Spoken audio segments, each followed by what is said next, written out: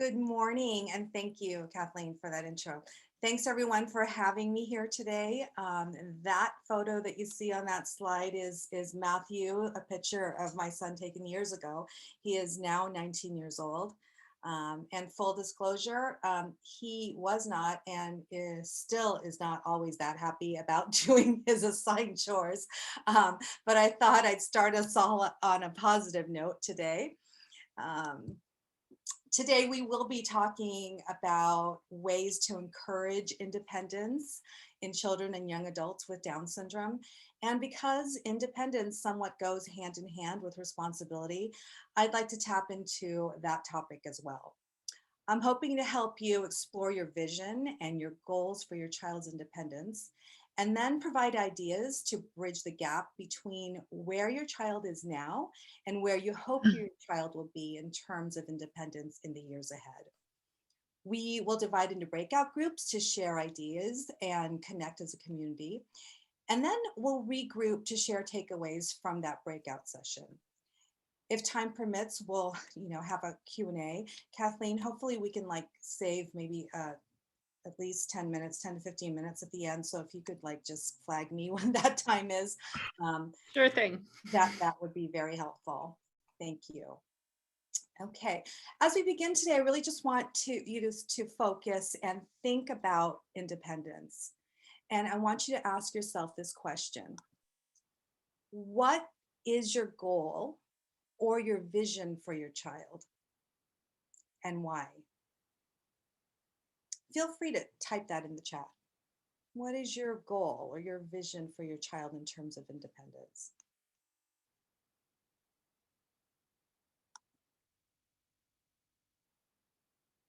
I can't see the chat, but Kathleen, we see, are there? Yeah, we don't have anything in the chat yet, so I think Okay. people are still All right. typing. Well, I want you to all of you to just really think about that. And my feeling is, if you don't know where you're going, then it's really hard to develop a plan to get there.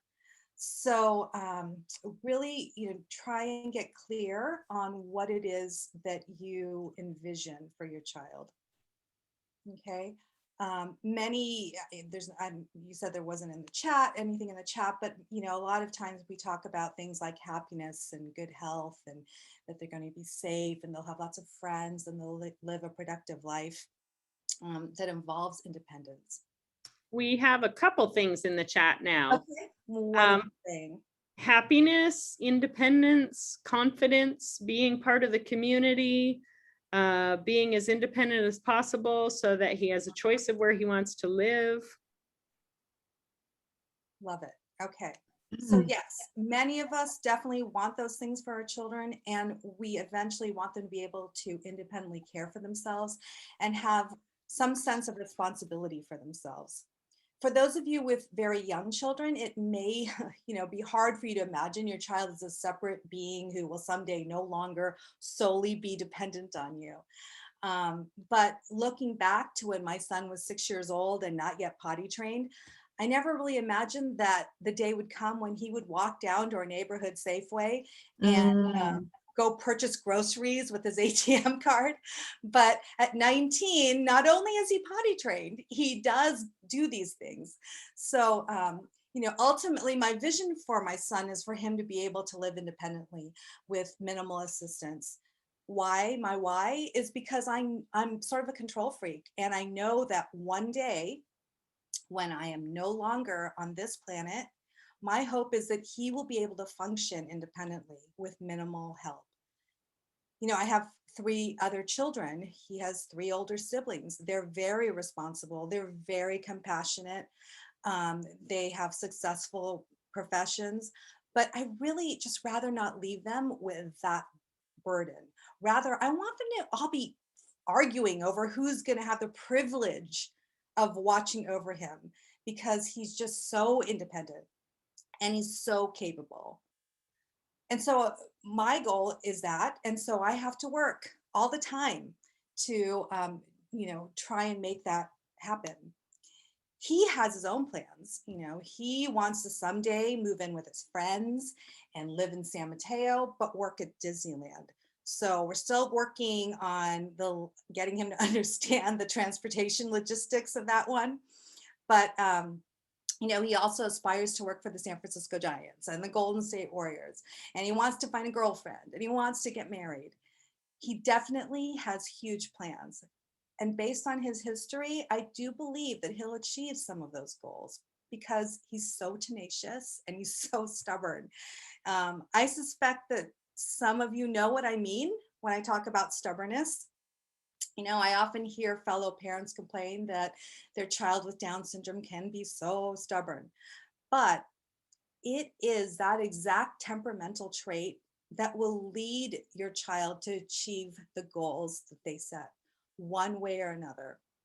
So that temperamental trait can be a really positive thing. Many of us want our children to be independent, but are we giving them opportunities to practice those emerging skills that will lead them towards that independence? Or are we hindering their independence by doing too much for them? Perhaps stunting their growth because it's quicker for us to get their shoes and socks on, or it's less messy if we feed them. It's less scary if we never ever let them be unsupervised. Or is it, maybe it's just less dangerous if we cut their food with a knife instead of having them learn how to do it. So I challenge you this week to really get clarity on what your goal, your vision is for your child, and understand the motivation why behind it. From infancy and each day forward, children are motivated to become more and more independent. Independence is the move from helplessness to self-governing. Maria Montessori says that, well, the essence of independence is to be able to do something for oneself. With your child's growing independence, your child is also developing a sense of self, an identity. And while children develop their identity and attempt to gain independence, it's really crucial to their self-esteem that they're allowed opportunities to master skills. And the thing about mastery is it takes practice and it takes time to develop. They will not just one day be independent or responsible simply because they reach a certain age. It's definitely a gradual process. All children deserve to have someone that's there sort of in, being their cheerleader, cheering them on and having faith in their ability to accomplish the goals that they set.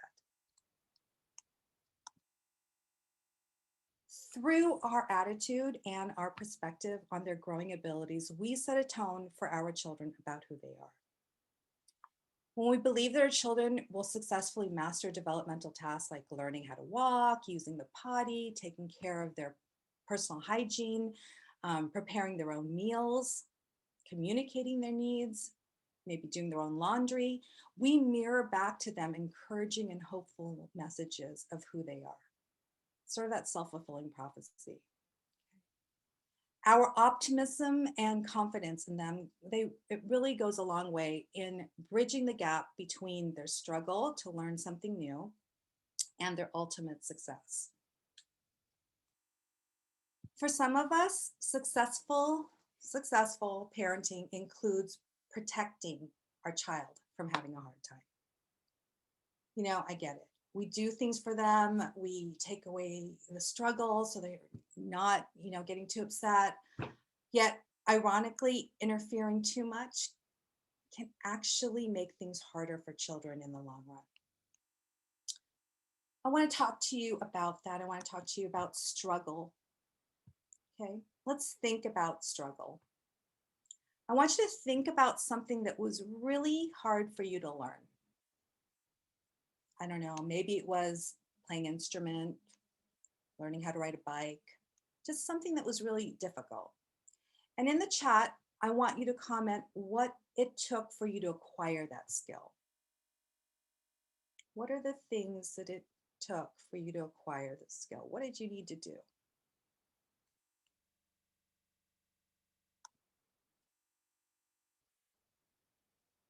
Kathleen, let me know when we have something. So far we have lots of practice.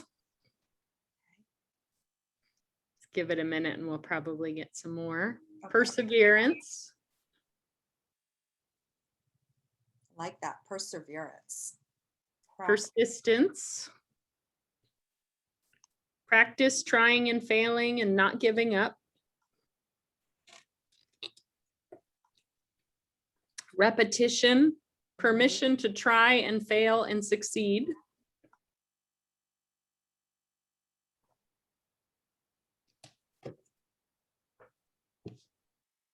Those are all great. So problem solving too, you know, the perseverance, the practice, patience.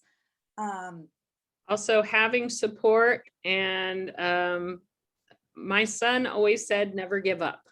There you go. Can we all agree that all those things that it took to acquire a skill, that those are important for children, for all of us, for grown-ups too?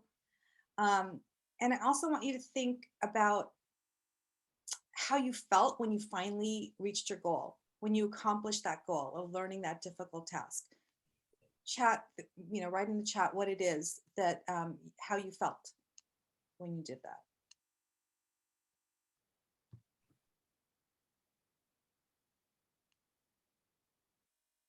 Got proud. We also had someone comment that not letting details bog down was key to achieving something. Oh yeah, uh-huh. So we Confident. pride, confident, feeling maybe happy and satisfied, accomplished. I think those are also things, those are important feelings, you know, to have when you finally accomplish the goal that you've set for yourself. Those are those things that it took to finally acquire the skill, and then those feelings that you feel when you've accomplished it. Those are all exactly what children experience when they struggle too, when they're learning something new. And while adults aren't always comfortable with struggle, children actually accept struggle as a necessary part of life. You know, babies experience it when they try to lift their head for the first time, or they learn to walk, and they struggle to communicate. Toddlers repeatedly set their sights on things that they can't do yet, and they practice and practice and practice till they master it. But when we're always intervening, we take that struggle away. And not only do we take the struggle away from our kids, we take the victory away. When we interpret a child's efforts, when we interrupt a child's efforts, his learning is cut short. And it's not just cut short about that particular thing that he's learning, but also about problem solving in general. We also can send the message that you can't figure that out on your own. You can't figure that out by yourself. And that will definitely affect their self-esteem, and they're willing to, you know, persevere in the future. We don't want them to think that struggle needs to be avoided, because struggle is important and it's a necessary, natural part of life.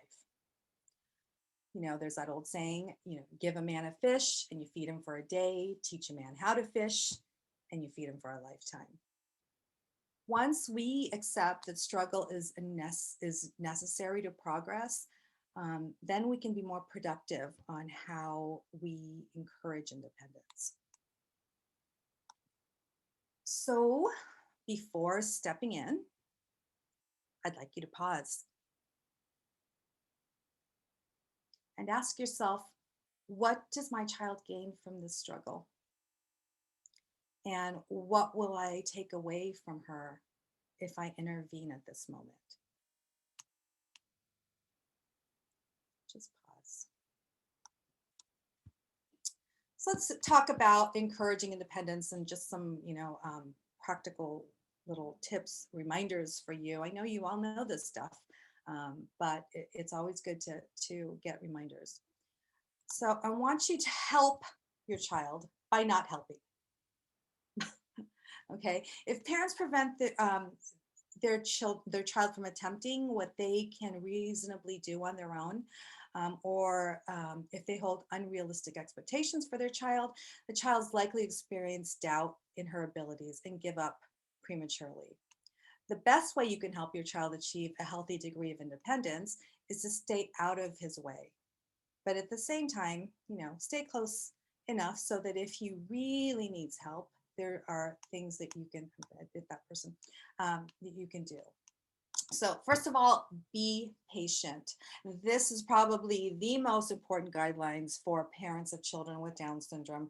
We need to respect and recognize the pace of our children. And just because they can't do something yet does not mean they can't eventually do it with time. Be specific. Don't overtalk. I know I'm over talking through this whole thing, but with our children, we need to give them ample time to process the information that we're giving them. More than likely, the child will focus on maybe the first thing you said or the last thing you said, and everything else will be like, Charlie Brown's teacher, wah, wah, wah, wah, wah. So give them also the gift of time. Learning new skills takes time and it takes practice.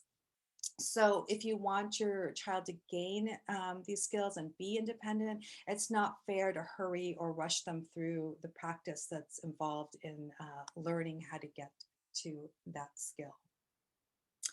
Give your child time and opportunity to learn through trial and error. The amount of time it takes is going to be unique to each child, but given time, he will soon become competent and confident in a variety of skills. So prepare to give yourselves 10 or 15 minutes.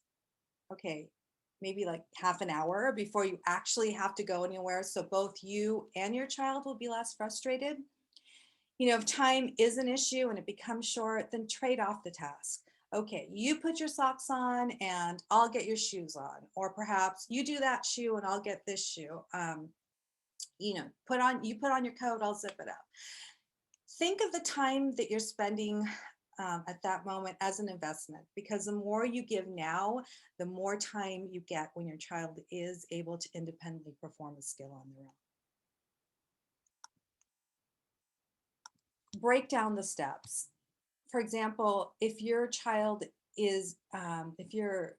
goal for your child is for them to be independent in the shower, then break down the tasks with a checklist or a visual chart that clearly illustrates the steps. I mean, like turn on the water, wet your hair, put about a quarter size, amount of shampoo on your hands, scrub the hair and sing the ABC songs, 2 times. Put soap on the washcloth, scrub top to bottom, so you get my point, but be really specific and break down those steps. If your goal is for your young adult, perhaps to be alone in the house for a couple of hours, then you start with the safety instructions and the rules, and you start leaving him alone for maybe 10 minutes, and then gradually increasing the time alone as you feel that your child is prepared and able to do that. If your child can do something, then let him do it. Your child's various skills will only improve if he gets a chance to use them. And the more practice you give the child, the faster he'll master those tasks. You can fade out the support. So after your child has mastered maybe the skill of putting his jacket on, then let him do that most of the time. Not only will he become more and more skilled and proficient at it, but you will also have less and less to do for him. Intervene only if your child becomes frustrated and asks for help. That's a hard one. You have to avoid the temptation to take over just because you think that they've been trying too long. If he's still trying and he's not tearing his hair out, then he's still pretty confident that he can complete the task. Okay. So if we lose our patience and just automatically step in and do it for them, we undermine the child's confidence to transform, and we transform everything that he's done up to that point. It just becomes sort of wasted effort. But when your child asks for help, then help, but help by coaching, not by doing. There's definitely a difference there. Give suggestions and ideas for them to try. Use hand-over-hand assistance with maybe, learning how to use the knife. But avoid just taking the knife and cutting it on, cutting his waffles for him. Your job is to help create independence, not prolong dependence. Let's say that again. Your job is to help create independence, not prolong dependence. A couple more things here. Have realistic expectations for your child. Let your child be the child. Resist that urge to overcorrect. If perfection is expected, you'll end up feeling disappointed, and this will come across. It's really okay if the bed doesn't have hospital corners or look like a Pottery Barn catalog. Our goal is independence, not perfection. Acknowledge the effort. Learning new skills are not easy to do. Learning a new skill is not easy. So even if, he doesn't quite succeed, reward your child with encouragement. Wow, you made your bed all by yourself. If your child comes close to succeeding at the task, maybe he buttoned his coat but missed a button, don't redo it. There's really no reason he needs to do everything perfectly when he's just learning. Help children achieve competence by planning for successes. It's crucial that each child experiences success. So make sure conditions are such that your child is able to succeed. Success brings confidence and more success follows. Challenges, are definitely a good thing, but a constant dose with no success is not a good thing. If the goal is for him to put his shoes on independently, but he cannot yet tie his shoelaces, then find accommodations like slip-on shoes or no-tie shoes so he can meet the goal of getting his shoes on. That's the goal, getting his shoes on independently. Once that is achieved, then you can move on to the next goal. Maybe that goal is learning how to tie his laces.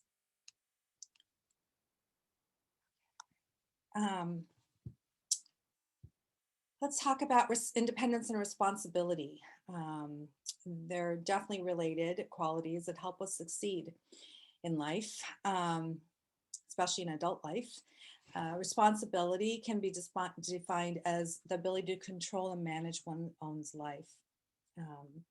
Independence, defined as the ability to take responsibility for one's life without unnecessary reliance on the help of others. Responsibility, like independence, develops gradually during childhood and adolescence, and parenting styles has a really important effect on children's developing ability to take responsibility for their action. Research shows that children whose parents are overly controlling or overly permissive do not learn how to take responsibility for their actions. But children whose parents provide some freedom within clearly defined and clearly enforced limits, in contrast, gradually learn to be responsible for their actions. So nurture that growing independence and responsibility. They need lots of practice making decisions for themselves. And in order to be, they need practice in making those decisions in order for them to be independent decision makers in the future. Those choices need to be simple and clear from the beginning. For example, a choice that you can give them now, maybe for a young child is letting them choose what they wear between the red shirt and the blue shirt. As children get older, they can gradually be given more freedom to make choices that affect them within age-appropriate limits set by adults. And ask, what would be better for you, to go with mom to the store or to stay home with dad? That question of what would be better for you. Okay. The choices are choices that you're, okay with, regardless of which they choose. Your main concern is giving them practice with making them form choices. And equally important is that children must be allowed to experience the consequences of their choices. If after you've presented the choice about maybe like bringing a raincoat or a sweatshirt on an anticipated rainy day, and your child chooses to not bring a raincoat, then the natural consequence will be that the child will get wet if it rains. And that natural consequence will teach and help a child remember that a raincoat would probably be a good idea on a rainy day. It's a relatively low risk consequence that helps teach responsibility. But if we constantly rescue in every situation, then the child's deprived of an opportunity to make independent decisions. You know, just last week, I'm going to tell you a story about my son. He's in an adult transition program, and he called and from there and said he forgot his wallet on a day that they were going to be going out to the community. And he wanted me to drive it over to him. It probably would have been relatively easy for me to do that, but I decided that I would instead give him a lesson on responsibility rather than rescuing him. I know, me and mommy. Didn't score any popularity points with that one. But, you know, I'm not here to do that. My, you know, goal is to lead him towards independence and responsible behavior. And honestly, I was in the middle of putting this presentation together and I needed to walk the talk. I acknowledged his disappointment and I reassured him that I was sure that he would remember to always pack his wallet on the next days to come. Experiencing consequences such as these teaches children that their actions lead to certain results and encourages them to take responsibility for their actions. So, are you prepared and willing to give them the space to be independent and be responsible? Because there's going to be a time when your child will want more independence and freedom. And maybe they're going to want to maybe play in the front yard and you can't supervise them at that particular time. When is it going to be comfortable to let them be out there on their own? You know, or walk down to the store on their own, take transportation on their own. That can be very frightening for most parents. And, you know, as parents, we're at a constant tug of war between dependence and independence in that parent-child dyad. But before any of that can happen, they have to practice. They have to be front loaded with information and have gradual experiences in making choices that will affect them. You know, maybe in the beginning, you mark the end of your driveway with chalk and you give them freedom within those boundaries. You know, that could be a place to start. You can also pose questions to them, like what if questions. To help them determine if they're really ready for certain situations. Let's say that your young adult wants to go to the movies by themselves with their friends. Big one, right? Well, you know, the question could be, well, what happens if after the movie, dad is not there to pick you up? What will you do? How that question is answered will give you insight on where you need to focus your guidance.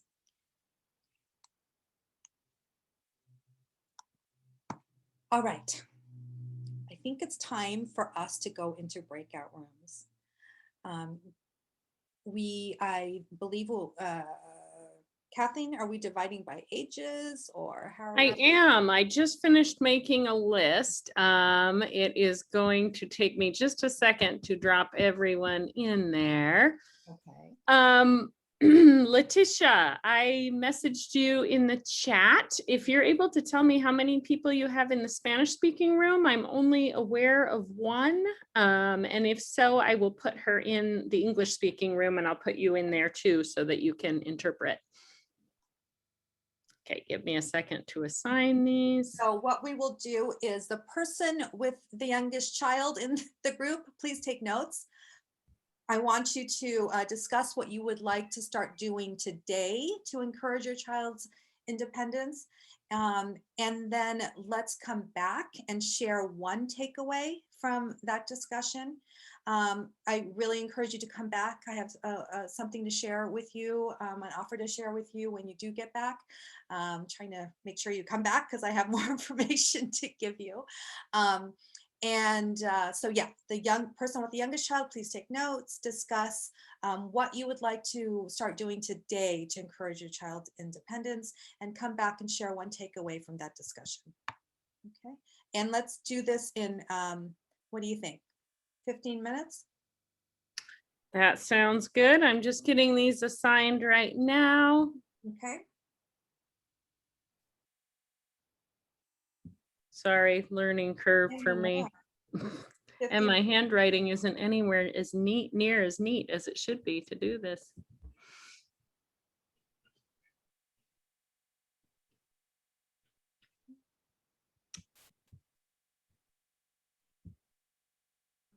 Let's see.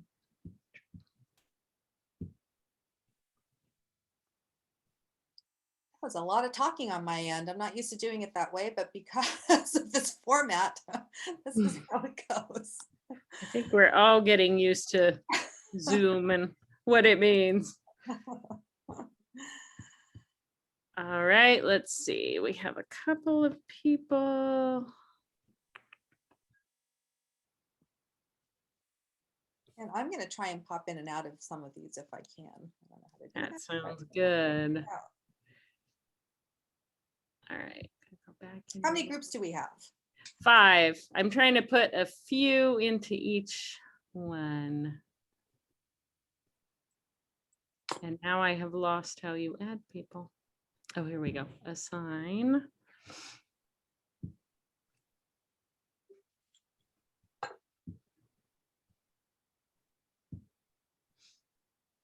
Look at this slide. All right. While we're waiting. Let me look at that slide while we're waiting. See.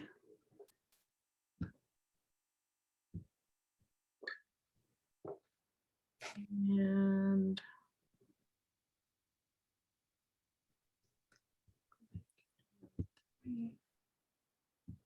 okay, I think I've got everyone assigned. Excellent. Okay. And I did not assign you, Lalaine. I will let you pop in and out, however. Yeah, I'm not sure how that works, but I will try. Well, let me know and we'll figure it out together. Okay. All right. See you soon, everyone.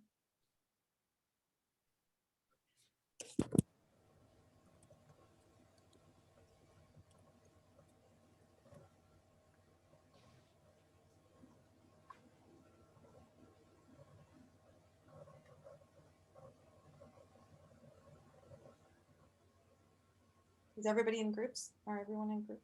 No. Oh. Who do I have not in a group here? Morena. Morena. Okay. I assigned you to one. Let me go back and add you. don't- I actually assigned you to one, so it should have popped up and asked you if you wanted to join. Let me unassign you and reassign you, and it should pop up on your screen and ask you to join. Thank you. Why is nobody getting notifications? Hold on. Oh, now it should work. See, learning curve for me. Okay, I see room 1, room 2. Evidently, you have to click the open all rooms button. Now you all know that just as I do.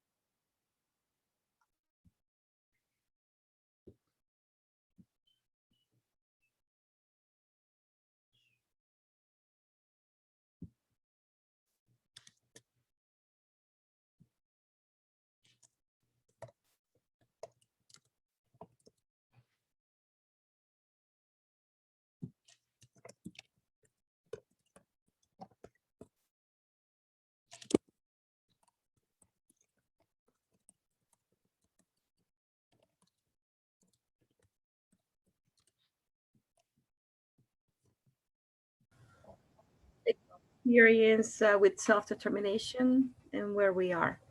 Okay. If Great. anybody else from the group wants to add to that.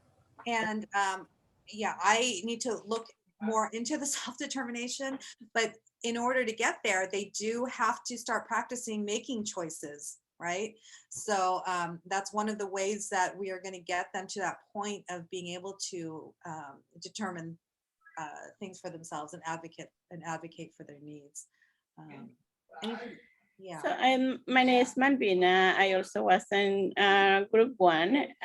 There's 2 different organizations that I mentioned. One is Young Life and the other one, Sunflower Hills. And Kathleen, I will later, I'll put on the chat their websites and their contact information. So you can share it with everyone. That would Oh, be that would be great. Thank you. so helpful. Okay. And so your age group, so they were all young adults, or the children in group one? Is that So right? we have a 19, 22, and a 25, which is is the 25, which is the oldest. And do you have, what are your goals for independence in like the next 3 months, let's say? Like, what do you see happen? You know, Brandon is quite independent. I feel that we have, with the pandemic, he had the opportunity to participate in a 9-month internship, paid internship.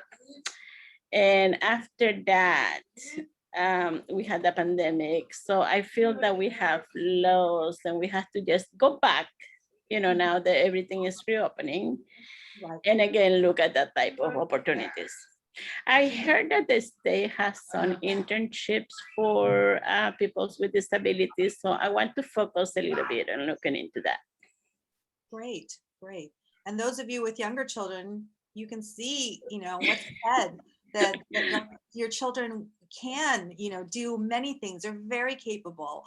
We're talking internships here. We're talking about making, choices for themselves. And so excellent. Is there anything else you wanted to add, group one? For my part, that's it. All right. Leticia, were you in group one too, or no? I didn't. Okay.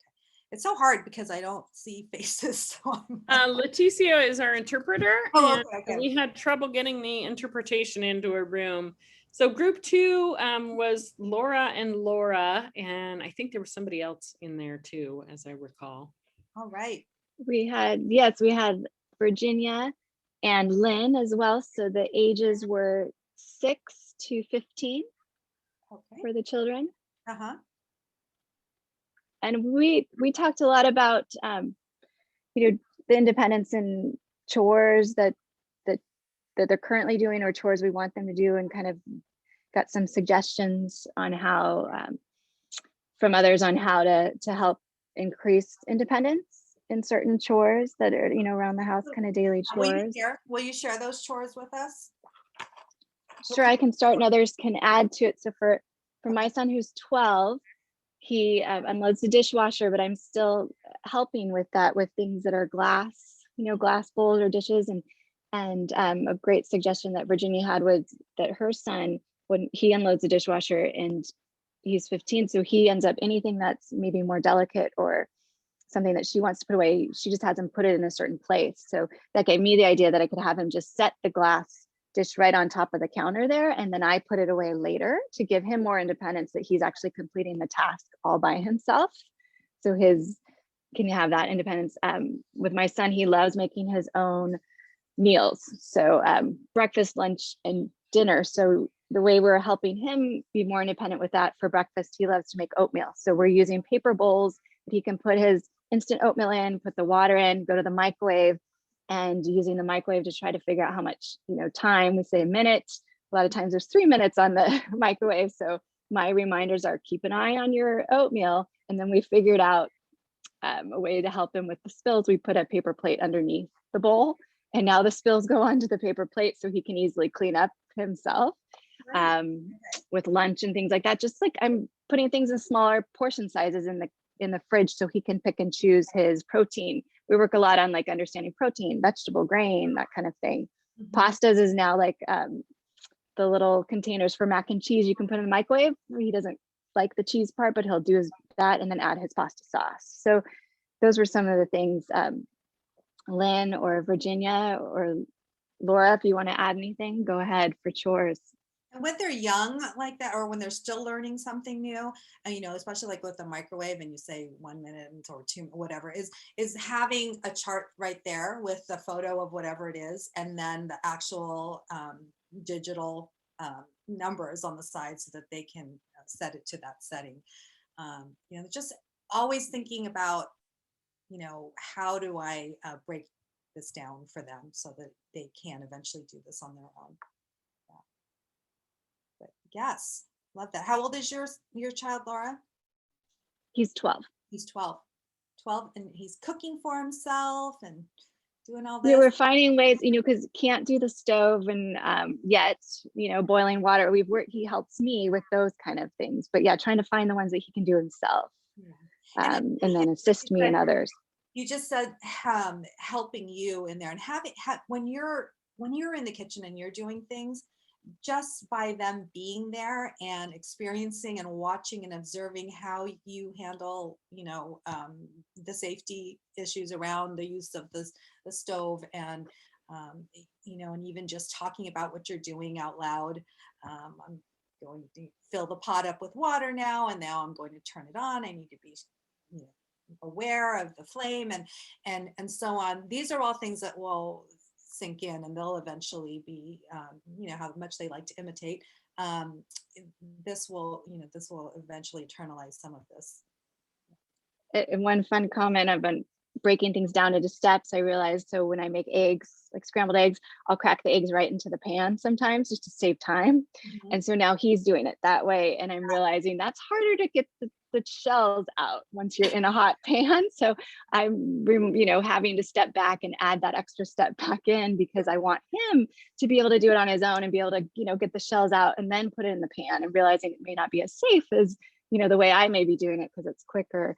And then one other, there's one other one I had, but I forgot about what the other one was. But thinking about that way too, of how maybe I do it one way, but how do I want him to learn how to do it in a way? Lynn or Virginia, did you want to share anything on the chores?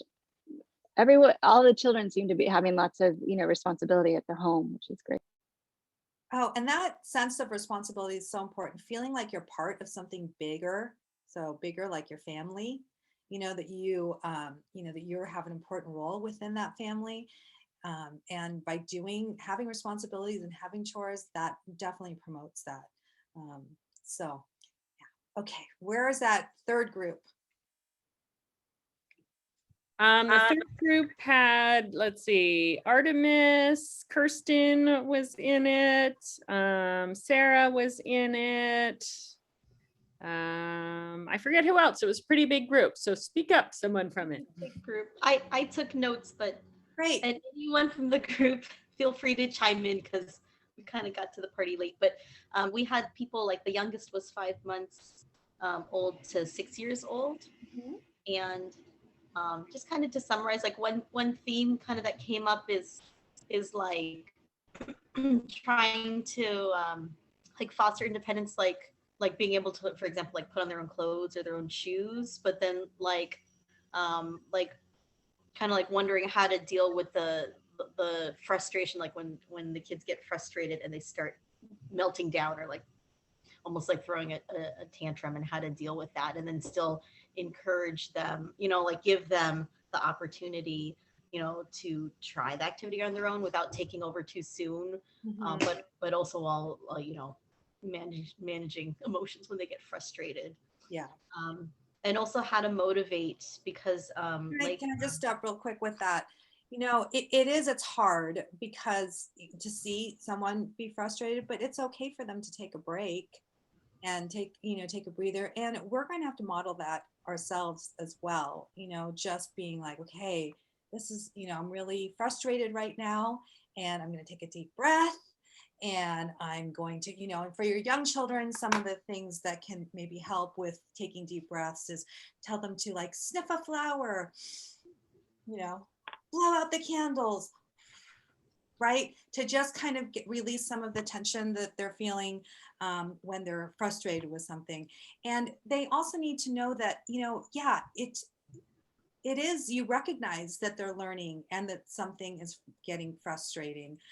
But they also have to know that you believe that they're going to be able to do it, that they might not be able to do it now, but that doesn't mean that they're never, ever going to be able to do it.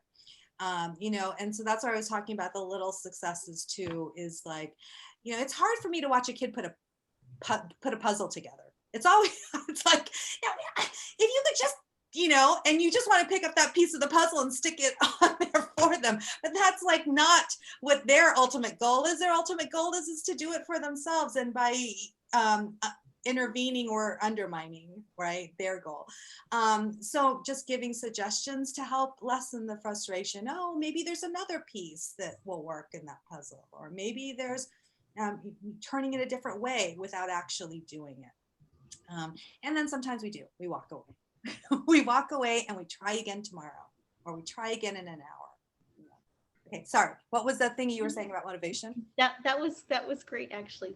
And like Raquel has a 6-year-old daughter who, like, she wonders kind of like how to like better encourage her to like do chores, basically. So like she tries to encourage her to make her bed, but then like what's the best way kind of to motivate, like positively motivate the kid when they don't want to do something like a chore. Yeah. At that young age, especially. You know, and the thing is like when you're trying to change behavior, I get like the rewards kind of thing, but rewards are really, really hard to police constantly. I mean, if you don't have that M&M, gosh, or whatever it is that you're using as a motivator, you know, but I really, particularly with young children and with children, I think in general, the recognition and the acknowledgement that you see what they're doing is a reward in itself. You know, it's like, and it doesn't have to be good job, blah, blah, blah. It can just be specifically describing what it is that you see. I see that you got the, you know, that you poured your water all by yourself. And there's no judgment or anything. And a lot of times just your recognition that you see that they've been seen is huge for them. And so when you're trying to get them to do chores, you know, it's like, oh, thank you for picking up your toys. Right? I have a question on that. Would it be bad if I do like, because speaking of the making the bed thing, like if I'm like, oh, come on, let's make your bed. And then she's just like, kind of like, no. Could I do little steps like, oh, I see that your blanket is on the floor. Yeah. What can we do about it? Or something like that, maybe? Where does the blanket go?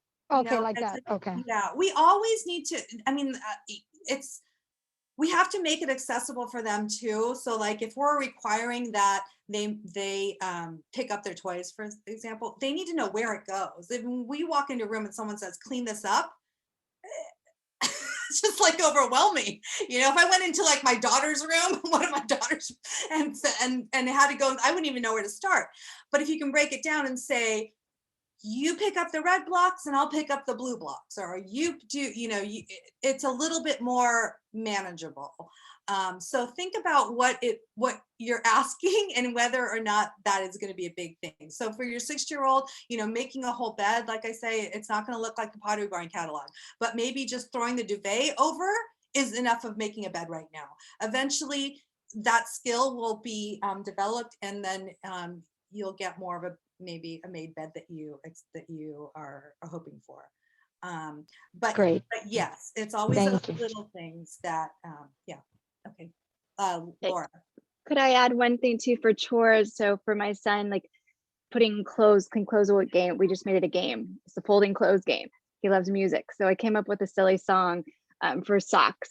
Oh no, they don't match. And then we find one. I found a match. I found a pair. So, you know, we made it like a silly game that we played together. And now he on his own, I can hear him going, I found a match, and he puts it in his thing. So he's, you know, like trying to find whatever it is, like he loves music. So whatever your child loves, and trying to, you know, incorporate that into a chore. So it's fun. The other thing is having them, you know, be part of, you know, if you have more than one child too, is like, or whatever, if it's just one child, it's like having them generate ideas for what chores could, you know, need to be done around the house, and then having them pick, actually, because once you've made a choice that way as a person, you're more vested. You feel like you've contributed to figuring it out, and now you've you know, you've made a choice, and so I'm going to do it. And then you feel that sense of pride when you have accomplished what it is that you set out to do. But okay. All right. Anything else from group 3? All right. Oh, go ahead. I don't know if does anyone else want to chime in from group 3? Those are kind of like, I feel like, main themes we talked about. So, you know, the other thing is the difference between like, I mean, I think that there are definitely things, your expectations and for your children as far as like chores and responsibilities go. I think that it needs to be, they need to know what they are. You know, sometimes we're just like expecting that this room be cleaned, but they don't know that maybe be specific, like at, you know, before bed or whatever it is, whatever time, and being specific and letting them know that is an expectation, right? And there is an expectation that, you know, before bed you do, you know, you pick up your toys, you get your backpack ready for the next day, you know, whatever it is let them know that that's clearly what you are expecting. Okay. Yeah, one thing I wanted to ask, so Sarah's 5 years old, you know, in terms of motivation, even just for the adults and the parents, because, you know, there are things that, you know, you know, being, you know, the younger kids not knowing exactly, you know, if they're going to hit that milestone, or when, or how to be motivated ourselves, because, you know, Sarah's in diapers still, and she doesn't eat. So we're working on, like, you know, getting her to kindergarten actually in the fall, and we want her to not have diapers. So that's a big one. And she has a G tube, so she doesn't eat by mouth much. So there's, you know, that challenge. But you know, for example, we met with you know, some of the teachers she had, and you know, we were really proud of her being able to say, I want a bath. She said, I want a bath a couple of weeks ago. And that was really big for us. And the teacher, it was a principal, said, you know, oh, that's wonderful. You know, that's wonderful. And, you know, kids who are 2 and 3-year-olds, they do that. So they kind of pointed out, you know, Sarah, you know, is behind, and we know developmentally, you know, when we've gone, you know, when she was, you know, 18 months and then 3 years, they, you know, the hospital, you know, they said, oh yeah, so developmentally she was like half her age in years. So, you know, it was kind of you know, we were happy about it because she was able to say a full sentence, you know, a few full sentences now. But at the same time, you know, when we're, you know, obviously being compared, you know, to other kids who are I don't typical. want you to do that. No, I'm not saying. No, but just in general, I think that you just have to look, we all have to look at our children and respect their own individual unique pace. And that is going to be so, even amongst our community, you know, of children, with people with Down syndrome, there is a huge range of, you know, functioning ability. And we, you know, so if your expectation is your child will be potty trained and you're comparing them, you know, potty training is something that is just like walking. It's like you're not going to get there unless you're developmentally ready to do that. And so that developmental time clock is going to be different for each child. But if you just have to think, my child will be potty trained at some point. And and it might take longer. For me, for my son, it was 7 years. And when I think potty train, I'm thinking you wiping yourself on your own. Okay, that's not, you know, that's like, and then nighttime potty training, that's a whole different thing, staying dry all night, so, you know, especially for some of the boys. So, you know, it's just, it's really just really thinking that, okay, this is my goal. I'm going to shut off everybody else right now and just focus on the goal that we're working on with this child, and breaking down the steps and realizing, having expectations that are like, okay, you know, it's not going to be one weekend of this. Okay.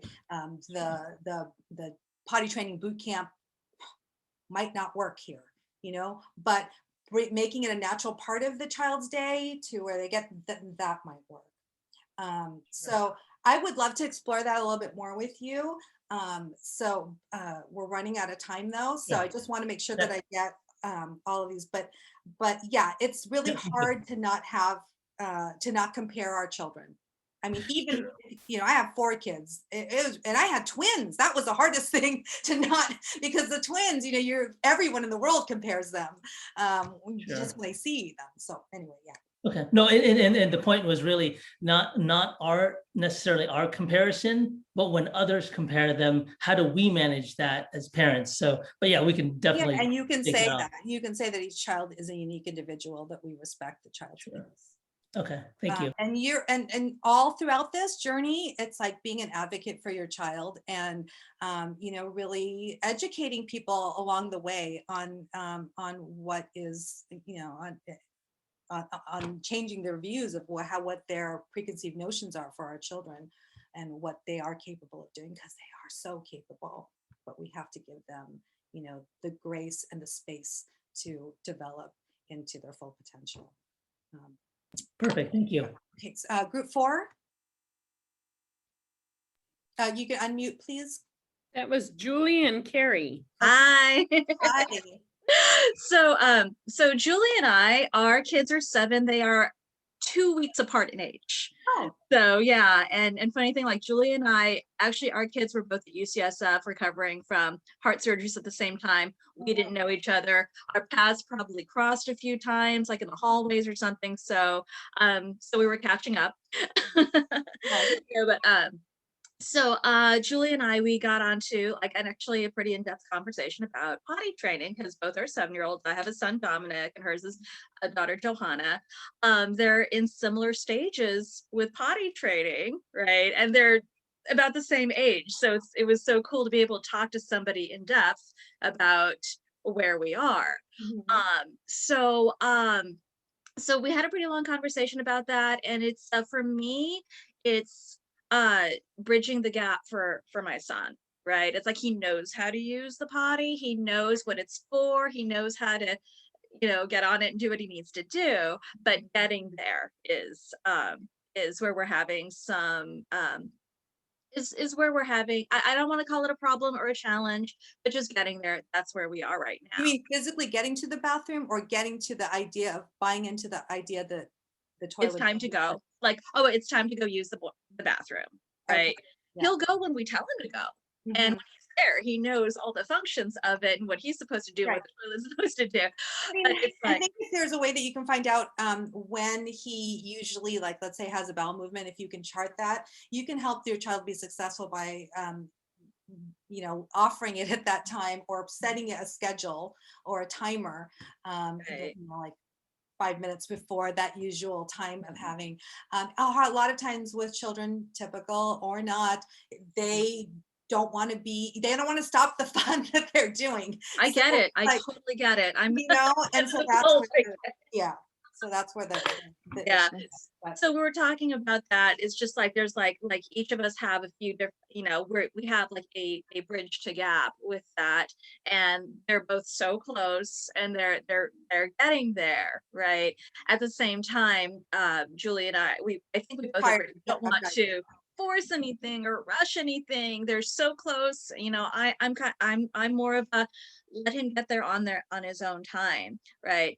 And Ed, is that you, Ed? Hi. Hi, Carrie. I remember Sarah from a while ago, right? And the thing is, I get your struggle with, you know, the school is saying this thing, oh, they should be doing this and they should be doing that. And we're going, every kid, neurotypical or neurodiverse, they get there when they get there. And I think a lot of neurotypical kids are really good at faking that they are where they need to be based on the school system. Oh, hey. You know, so it's very, very difficult when you hear like a bunch of professionals say, oh, your kid is at the level of a 3-year-old. And it's like, listen, I volunteered in my son's kindergarten class before we sheltered in place, right and they kind of made it out like, oh, you know, Dominic needs this and Dominic needs that. I went and volunteered in the classroom, and let me tell you, he was in general ed kindergarten. There were a lot of kids who needed speech therapy in general ed. There were a lot of kids who needed OT. There was a little girl who needed to see a psychologist because whenever Dominic didn't give her affection, she would break down and cry. I'm like, no, this girl needs some one-on-one attention from a counselor, right? But all this focus was on Dominic because he has an IEP. Right. And there were 3 behaviors coming in and out of the classroom, ignoring all the kids who had behavior needs that needed to be met, but they were focusing on the kid with the IEP.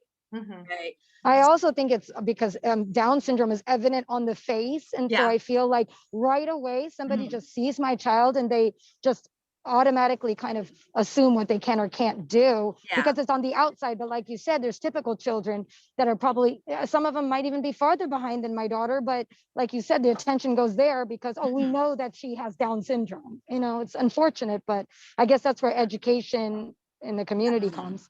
Yeah. Yeah. So Ed, I totally get what you're how you're feeling about that, because that's something that we've gone, oh my gosh, is our kid going to be able to handle this and this and this? And let me tell you, in my kid's kindergarten class, he was the only kid in the entire class who knew that George Washington was our first president. Because when I asked the kids who was George Washington, it was crickets. And then it was, oh, he's the guy in the money, which is true. But that's all that they knew. But Dominic was the only one who knew who Alexander Hamilton is, because we're musical theater junkies. He knew who our founding fathers were. And right now Dominic is 7. He memorized, just for fun, he memorized the names of all of our presidents, and he can tell you them in order. He did it for fun. They do have, definitely are Yeah. able to do so much. And Yeah. we have to break down some of these Yeah. barriers, these limiting thoughts and preconceived notions that the public Exactly. has out there. I'm sorry, for interest of time, I'm just Sorry. like worried because I want to make sure everybody gets their time. And I have Yeah. one last thing to tell you guys. So group number 5, can you let us know what is there? Group number 5? Yeah, there was. It Okay. had Jonathan and Megan and Priya. Megan looks like she's ready to. Yeah, it was actually just Priya and I. Jonathan was not there. Okay. So Um, any takeaway but from your well, we were, the one takeaway is I think I tend to be too much of a perfectionist for what my daughter does. And Priya helped me say, well, like we were talking about showering. And I found out yesterday that my daughter told me, she goes, oh, I haven't washed my body in ages. She just out of the blue said that. I'm like, what? You haven't washed your body in ages? What are you talking about? I thought we were done with the whole showering thing. I thought you were, good with this. She's 13. yeah, it's important to shower when you're 13. So anyway, I said, okay, well, today I got kind of mad because I was just having a day. So I said, I'm just going to watch you shower today and we're going to give you some pointers. And she was mad with me during the shower because she didn't want me to watch her in the shower. But so I just need to revisit that and just help her a little bit more. And yeah, and maybe you just front load her with information before she gets in the shower. Yeah. And you talk about all the things that need to happen when she's in the shower. And we've had these conversations a lot. So I'm assuming she's doing it, but she just has her way of doing things and she wants to do it her way. There's a time when I had to go keep checking the soap because it didn't look like the soap was being was being used after the after the shower. It wasn't wet. We yes. But the light bulb finally went for my son where I didn't have to keep reminding him every day. Right. And I think it'll and it's going fine. I just get frustrated sometimes. And the other thing, there are certain things that they do need to do right. For example, she has type 1 diabetes and she has been done really well. She got it a year and a half ago. She's now on a pump and she can type in her carbohydrates in the pump and she can do almost everything herself. She knows how to turn off the insulin and unhook herself for the shower. But after the shower, I was telling Priya this and it frustrates me because I've told her a million times, you don't turn the insulin on until you've plugged yourself in. She likes to turn it on and then plug herself in. So she needs a reminder of something, a prompt or the shower, part in the shower that reminds her. Yeah, and at camp, I was teaching the counselors when she's swimming, she has to turn the insulin on after she's connected again. And she's like, no, I'm like, Emlyn, I know you don't want to do it this way, but you have to do it this way. That's just the way medically it works. And, because it thinks you're getting medicine when you're not, because you're not connected yet. So yeah, I'm not quite sure how to get that through to her because as you said, she's stubborn. I mean, they tend to be super stubborn and she just has the way that she likes to do things. She gets tunnel vision and that's the way she wants to do it. And she doesn't want to.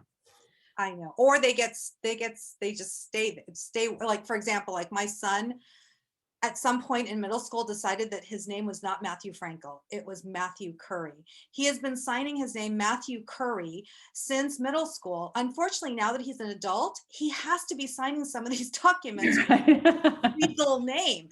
That And sounds it so just blows familiar. me away because every time we have to start over because they just get like, you know, this is how I do this. Right, exactly.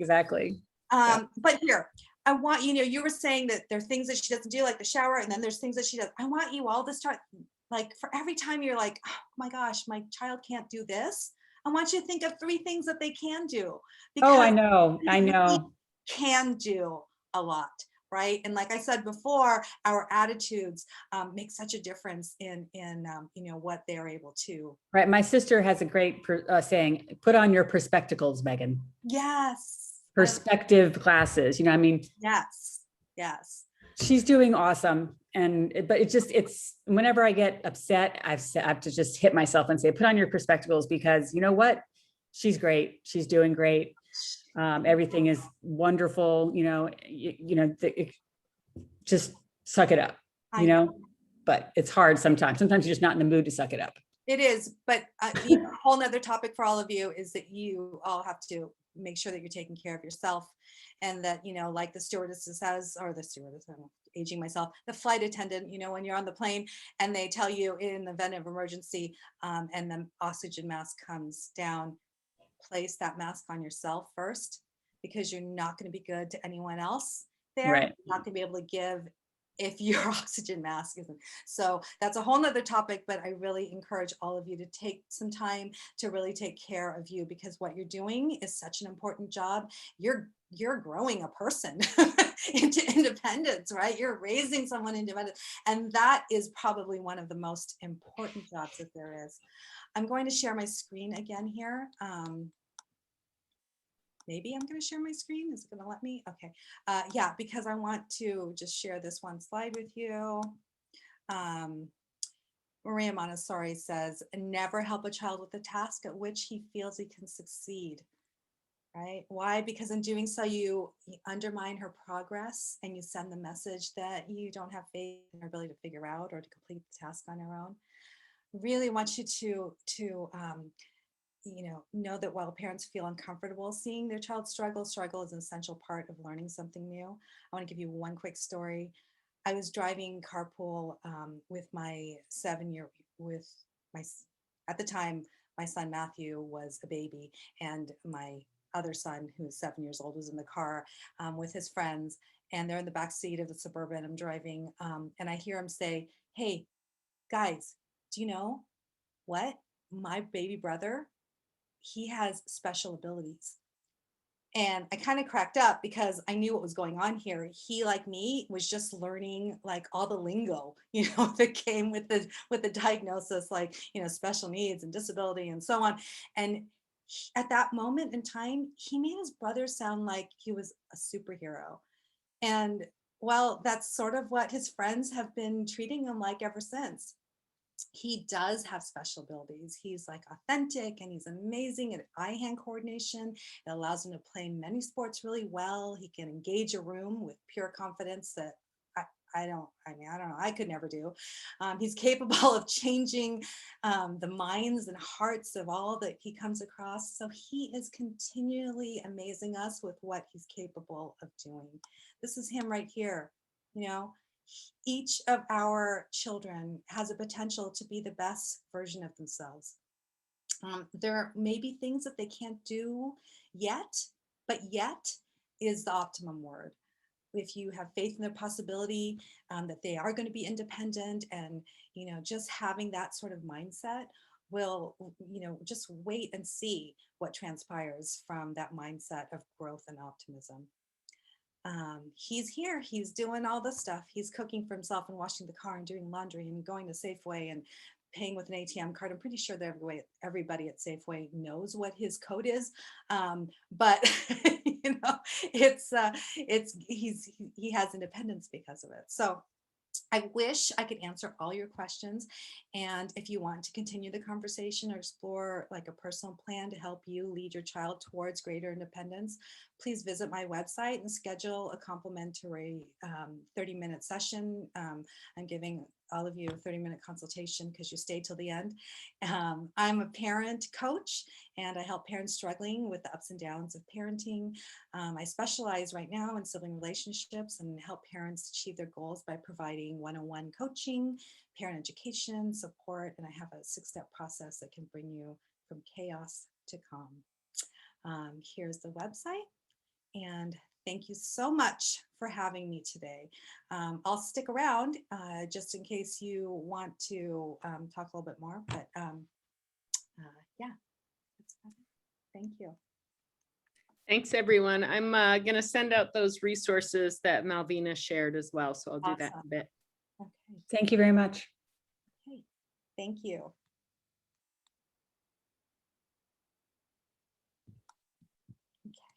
Okay. Kathleen, I don't know what the time is like. I can maybe stick around for another 15 if anybody needed anything else.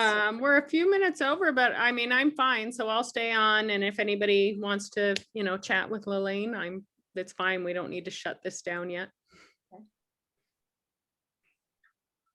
All right, thank you. Thank you. Thank you, Ed. Hi, this is Virginia. Hi, Virginia. Yeah, I was hoping to get more on, my son is 15, but he's 15 going on 20 with his little independence streak. So I guess I was trying to get more information for older kids, for like encouraging him as he's getting older. For older parents, so I feel a lot of pressure to get him to be as independent as possible, as quickly as possible, because because he's going to need to be on his own. And so what is it that is your goal? That he live independently, or that, what is it specifically? Is it his cooking, or is it? So my goal is for him to, he wants to work. He always, role plays that he has a job and he's, working wherever he's working. Lately it's been at a concert, but he works all kinds of places in his mind. It's for him to live as independently as possible so that he has choices in his life. So, we're working really hard with his education, but he doesn't retain a lot of information. On one level, educationally, in that learning sort of way, he's probably on the lower end. He's lower functioning. Did you say how old is he? He's 15? Yeah, he's 15. Okay. And so he's in high school. Yes. Is he in a special day class that's? Yeah, he's in high school. He starts his freshman year this year. Okay. And he will be in the district functioning day class. Okay, so this is going to be a new world for all of you. There's this transition that happens, after junior high and you get into high school, and things change a little bit. The shift is more towards those independent living skills and those work skills. They start to so in your IEP, those are some of the things that you're going to start addressing, are that, the concerns and that he would like to work, and then they start to investigate what types of work, that involved. And so I think you're heading into some new territory that's going to get you closer to what you're hoping for as far as independence and getting work. I think a lot of the I know that. I get all that. I truly understand that. But as a parent, I'm trying to figure out how do I get more mileage out of what I'm doing as a parent. I get that we have a really good advocate that we use for our IEPs. We get the most services that we can, but the school is the school, and you only have so much control over that. So do you know the kinds of things that he would like to do, and then what kinds of skills at home could help get him closer to that? For example, if you wanted to work in a car wash, you know, is he getting opportunities to, you know, wash cars at home? If he wants to work at, and this is the thing is as far as my son goes, it's like every time he goes somewhere, he wants to do that job. Well, that's great, you know, so it's just exploring the possibilities of it, whether it's going to Subway. Okay, well, you want to make sandwiches? Okay, let's come home and let's make some sandwiches. You know, let's start Yeah. creating. So it's giving him some of those experiences at home that'll carry over, hopefully, you know, to where he wants to go. And honestly, kids at 15 anyway, they don't know what they want, you know, but No. you know, but the majority of kids that are 15, you know, so it's like it's not the time to figure out exactly what you want, but to start exploring what the options are out there, you know, that are available. So keep bringing him out in the community so that he can have opportunities to see, you know, that there are different things that he could be doing. Maybe it's working at the theater, you know, collecting tickets. Maybe it's, you know, maybe yeah, maybe it is working at Subway or whatever it is. But going to airport and seeing what, you know, so I think the more experiences, more enriching experiences where they can see that there are different opportunities out there, that'll just get him to start thinking. And then you can start gearing some of the things around the house, you know, in that Perfect. direction. Thank you. Great. Thank you. You're welcome. Have a good day. Thank you. Bye-bye. Mhm. Anybody else?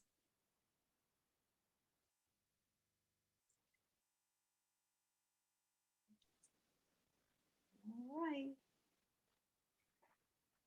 Laura, I did think you? maybe I did have a question on maybe how like helping to facilitate him to be more independent with his friends. So right now we're doing I do a lot to help him connect.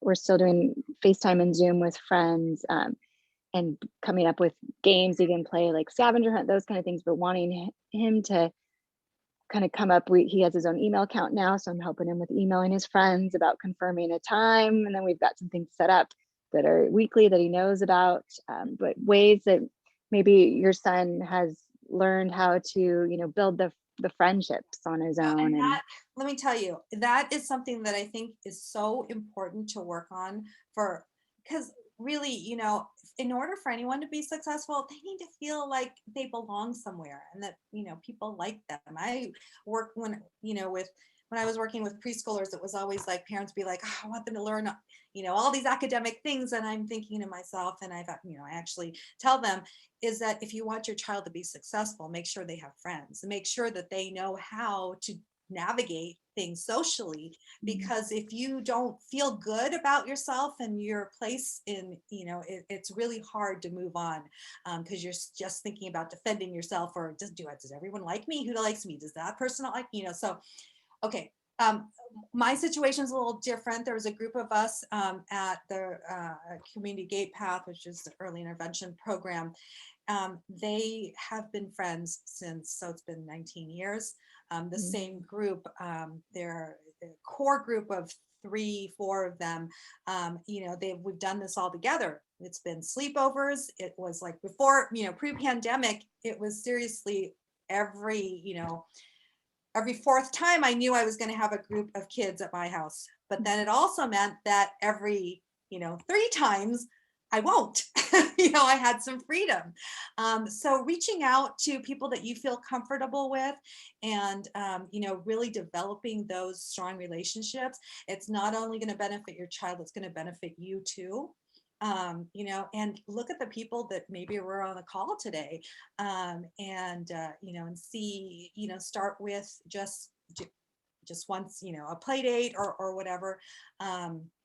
Things have been different because of COVID. Obviously we can't get together in the same way, but it's also learning how to let go in a way and learning how to trust other people with your children. But and with communicating, like, does your son text his friends, or how does your son? So he has his own iPhone and they are constantly being silly on there. And I have to monitor it every once in a while. I need to check the pictures to make sure that everything's appropriate in there, and the text and so forth. I've read texts about me being mean because I wouldn't let them do something.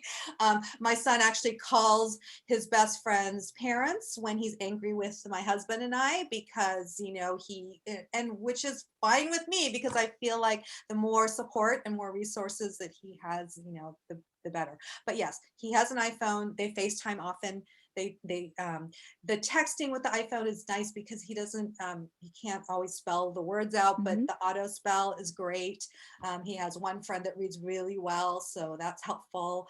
But mostly it's FaceTiming.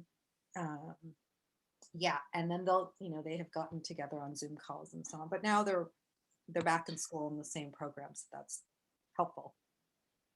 But we do, they do arrange their little golf, things and their little outings and swim things. So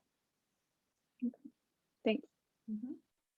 All right. Also, the other thing is, like, now that he's a young adult, and those of you who have adults, is that I encourage him to do things like when he says he needs a haircut, like I want him to like recognize that he needs a haircut.